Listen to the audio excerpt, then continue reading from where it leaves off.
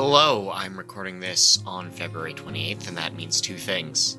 The show does come out on alternate weeks. I feel like some of you don't know that because the downloads for the first episode of the month are much higher than the second, and I can't guess as to why. But it's also time for the Darkness News update, and it's sponsored by Evluma lamps. These are LED lights specifically designed for outdoor use. They have diffuser lenses built in. You can select the color on them. They're dimmer ready, they're timer ready. This is a great outdoor lamp that you can use for all your needs that respect the needs of everyone outside at night. That's at Vluma.com or the link in the description. Into the news. Alan is making your allergies worse. We have a meta-study finding that the odds of experiencing allergic disease responses rise alongside Alan, not just geographically, but also just how you live. If you're a late chronotype or you find yourself working the night shift, those odds of allergic reactions, specifically hay fever, things like that, those go up. It's even worse when it comes to young people. We've also found that tax laws in the UK have increased light pollution in Sub-Saharan Africa. We found that tax incentives to improve domestic conditions eventually led to those companies spending on expanding new facilities overseas, and that changed the amount of light in the region. We've also found a study that women, this was done at Brigham Young University in Utah, found that women focus on darkness in the environment. When groups of men and women were shown the same images, some during the day, some during the night, and then where they looked first was mapped using specialized sensors. They found that men tend to focus on pathfinding, i.e. where the light is or where light has been placed to help you pathfind, whereas women are more likely to look for the dark spots, indicating a greater concern with the unknown and with safety. We have a new daylight therapy for Parkinson's patients. This has found that increasing the amount of bright light during the day helps them rest more, balancing their circadian rhythms and reducing their symptoms. We've also found that sleep health is linked with mental health. A group of researchers managed to link mood disorders with sleep issues, both insomnia and hypersomnia, and were able to intervene on sleep and see moods improve. We also have a study from Penn State finding that red lighting is great for wildlife, bats, moths, a number of other insects, but it does present issues for people, and the study raises concerns about unforeseen consequences and changes in safety and security protocol around places that opt for red light to improve the quality of life of bats. So the circadian clock has been linked with Cyclin-Dependent Kinase 5. This is an enzymic protein that has been linked to the function of memory as well as the immune system. American headlights are more blinding than their international counterparts. In China, the EU, and Canada, there is a shared set of rules for something called adaptive headlights. These would have sensors in them that allow them to change the level of brightness as well as directionality when they detect other lights. So if a car is in front of you, you don't need to have your lights at full blast because you're relying on theirs, right?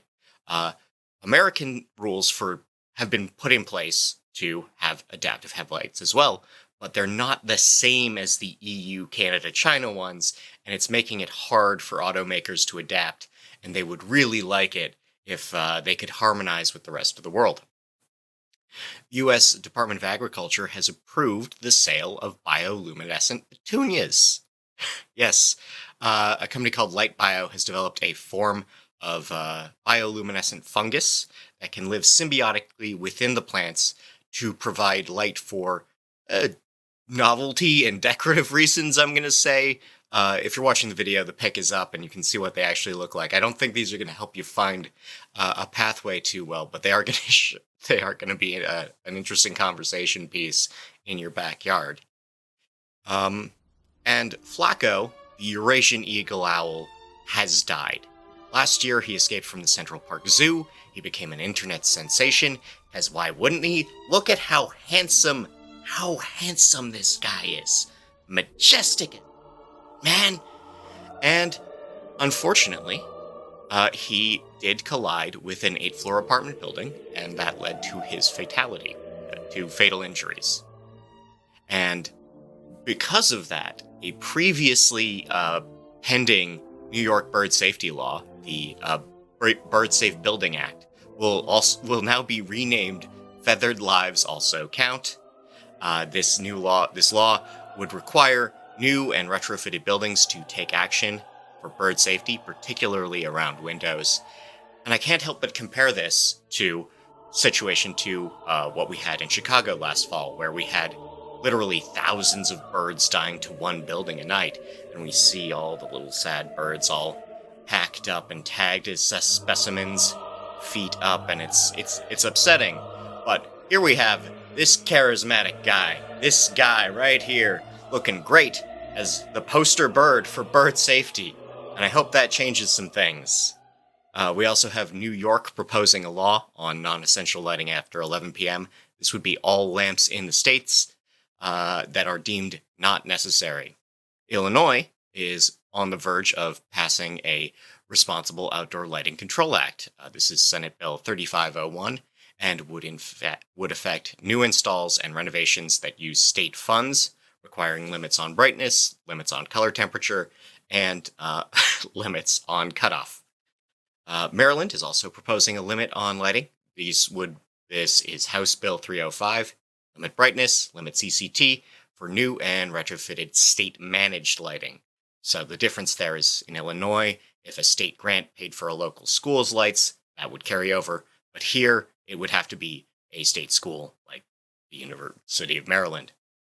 Death Valley is hosting a Dark Sky Festival. That'll run March 1st to 3rd, with workshops, presentations, and viewings, even a fair.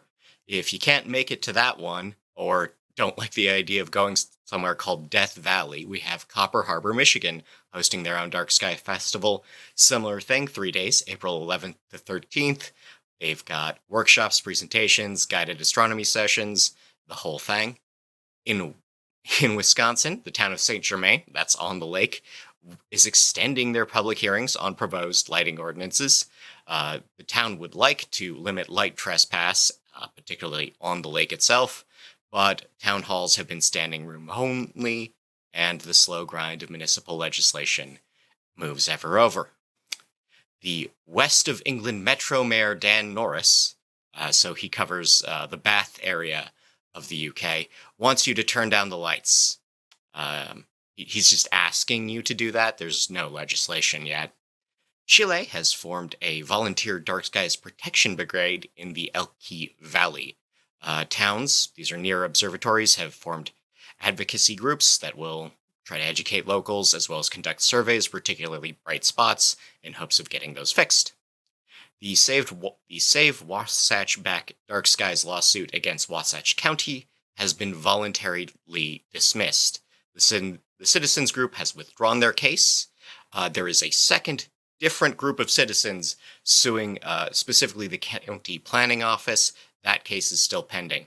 This is related to a proposed, planned now, LDS temple that will be going up in town.